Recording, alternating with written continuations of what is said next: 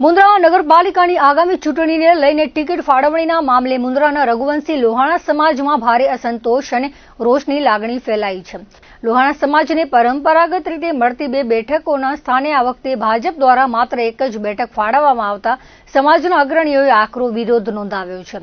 આ અન્યાયના વિરોધમાં મુન્દ્રા લોહાણા મહાજન દ્વારા એક અગત્યની બેઠક બોલાવવામાં આવી હતી, જેમાં સર્વાનુમતે આગામી ચૂંટણીમાં મતદાનનો બહિષ્કાર કરવાનો આકરો નિર્ણય લેવામાં આવ્યો હતો.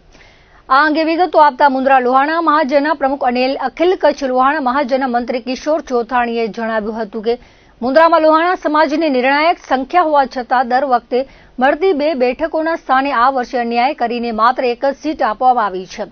આ બાબતે અગાઉ ભાજપના પ્રમુખને રૂબરૂ મળીને રજૂઆત કરવામાં આવી હતી અને ટેલિફોનિક વાતચીત દ્વારા પણ સમાજની લાગણી પહોંચાડવામાં આવી હતી.